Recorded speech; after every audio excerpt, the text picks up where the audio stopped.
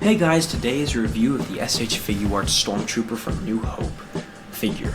This looks amazing. I've really been anticipating this in the Darth Vader, which I have already reviewed. Go check that out. So this will be awesome to get into. Let's do it. So you can see kind of the clear plastic packaging right with Stormtrooper on it. Stormtrooper here, big Star Wars logo. Turn it to the side. Star Wars logo on this, right? Got the cool image on there. Stormtrooper, right? Firing different poses. A lot of cool stuff. And then on the side, you got, Stormtrooper piece. Here it is compared to the Darth Vader packaging. Darth Vader's a little bigger, right? Two images kind of thing. All right, let's get to it. Crack him open as well. All right, guys, taking a look at him out of the packaging, and I love him. He looks great. He, she, whatever. The Stormtrooper looks amazing. This figure's super cool. Looks great, fun to pose. A lot of great articulation, very movie accurate. A lot better than the Rogue One ones that came out. I never owned them, but the pictures made them look pretty disproportionate and very inaccurate to the movie, it seemed. But I don't know. I didn't own them. But just looks great. You can get him in a lot of great poses. It's not a great pose, but you know what I mean. I just wish I had I haven't switched on any hands yet, so we're gonna do that, see how that process goes, these pegs and stuff.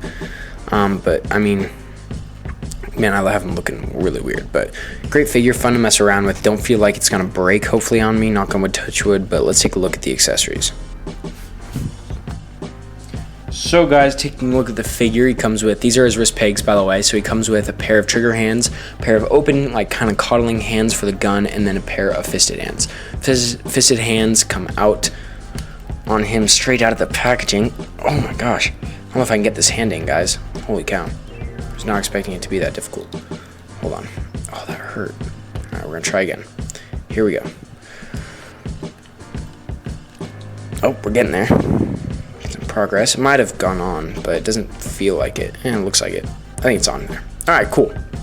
So, comes with, here's the trigger finger hand on that right arm, and then here is this hand, this open coddling hand, obviously for the gun. Let me fix kind of his pose and just position, because I absolutely destroyed it when I was trying to get that hand on there. So if we, for example, put him like this kind of, and then we rested the gun in his hand, moved it back like this, I guess.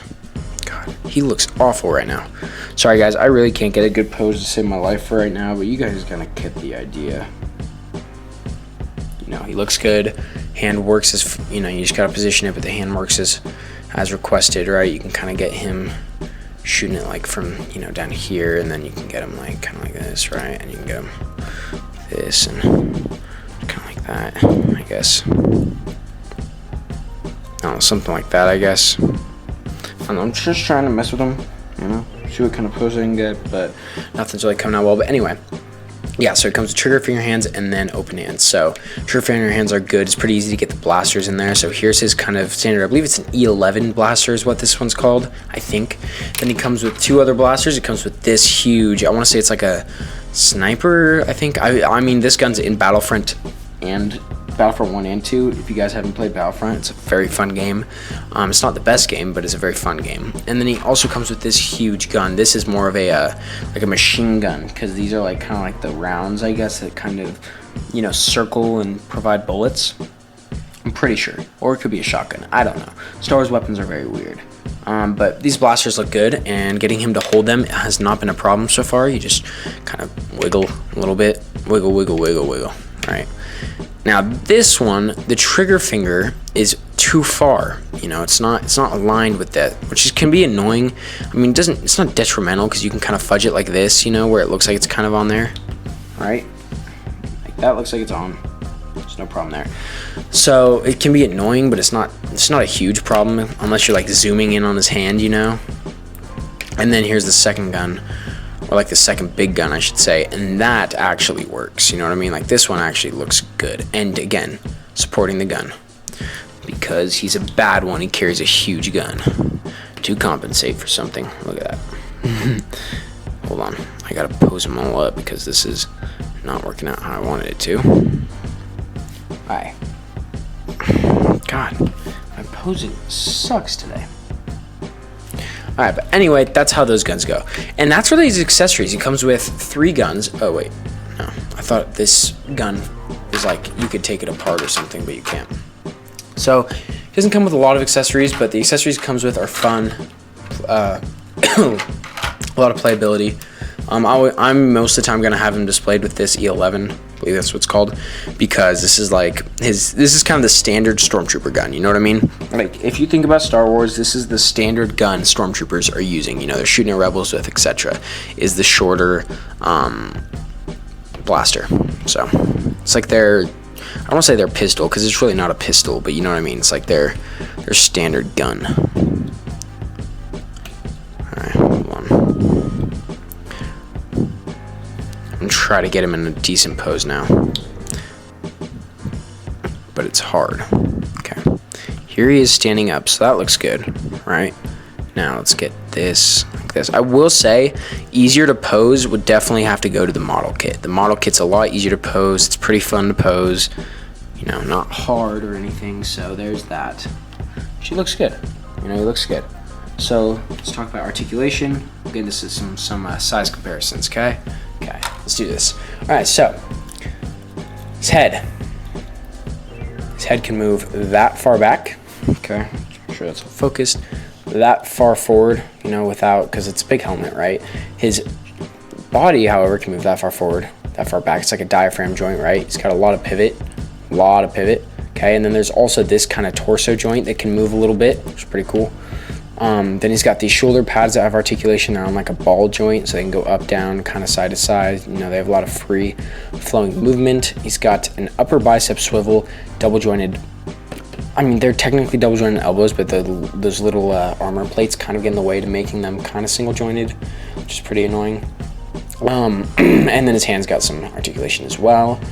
And down here, his legs can kick about that far up. You know, again, armor that's doing that, right? It can kick that far back. Or also, I'll go over another accessory after the articulation real quick, but double jointed knees, which is great. And up and down movement on the foot, and he has some ankle pivot, which is pretty cool. A little bit, not a ton. And toe articulation, staple with SH Figuarts. And I forgot to mention, he has a little, he has a holster for the blaster, which is pretty cool, and it works really well. This is flexible, so this should not break on you. Should is the key word there. So his blaster can go in there, which is awesome. And then, well, let's put that there. And then the whole blaster can come out. I'll show that real quick. There's a little peg there, and you can put just a normal white piece like this. It's on this Stormtrooper. Oh, that's the model kit. Whoops. On this Stormtrooper here. And just a normal white piece that covers that. So if you don't want the holster sticking out or whatever, you can just cover that. It comes with that piece, which is pretty cool. So yeah, let's get into some comparisons. Hold on, let's pose him up a little bit more. There we go. I guess that works. It's an odd positioning, but it works. See, normally I need more time to pose, you know, practice posing, but whatever. This will have to do. All right. So, comparing him to the Bandai Tamashii Nations model kit, specifically the Bandai model kit, the SHF versus the Bandai model kit. Now, personally, honestly, I like the Bandai model kit more. I don't know why. Maybe it's the articulation, maybe the helmet sculpt seems more accurate to me. I don't know. They are a pain to build, so I hate building them. I have one more to build, and then I want to pick up one more, but they're so annoying to build that I almost don't want to. But I mean, it's just so much fun to mess around. He's got great articulation. It's super, super easy to pose this guy up and get him looking really good. Really, really good, you know? I mean, I just love the amount of fun factor on this figure. Now, this is to take away from the, you know, SHF one. The SHF one's really fun. I think if I had not owned the Bandai model kit first, then I would not think the way I do. But since I have, I do. And obviously, I kind of like the model kit a little more. But it's personal preference. And, of course, the size difference, you know, the model kit's a little taller. Here is another, let's move this over. Here's another SHF, you know, the same Stormtrooper I'm reviewing right here. So here's that. Hold on, let's pose them up a little bit better. There we go. So as you can see, pretty significant height difference when they're all together. This one's just a little forward, but if I, you know, get them more even, you can kind of see that height difference a little bit. So you can fudge them in a display for sure, but it's definitely nothing that's gonna it's gonna work if you're like insanely close. And the white actually shades, you can't see it now because they're red, but the white shades are a tiny bit off. Not much, very, very minuscule, but they are a little off. And lastly, here he is basically compared to a Black Series Stormtrooper. This is the Han Solo Stormtrooper, but they're roughly about the same height and same kind of sculpt in general. So as you can see, they're actually pretty similar in height, almost the same with the helmet on. Black Series might be a little bigger with the helmet on, but you could definitely fudge this Stormtrooper with some of your Black Series figures. For example, here the Stormtrooper is next to Palpatine, Black Series Palpatine. And again, I mean, I guess Palpatine's in his chair, so it's not an accurate size comparison, but honestly, he definitely looks great. And I already showed this guy with compared to Vader in my SHF Vader review, so if you want to see that, check it out. It was the last video I published. But yeah, overall, I really like this guy. I think he came out great. I think he's a lot of fun. I just wish he had a little bit better articulation. But honestly, very little gripe compared to how much fun he is to pose. I can't wait to do more displays with him. I'm happy I now have 3 Stormtroopers, including the model kit.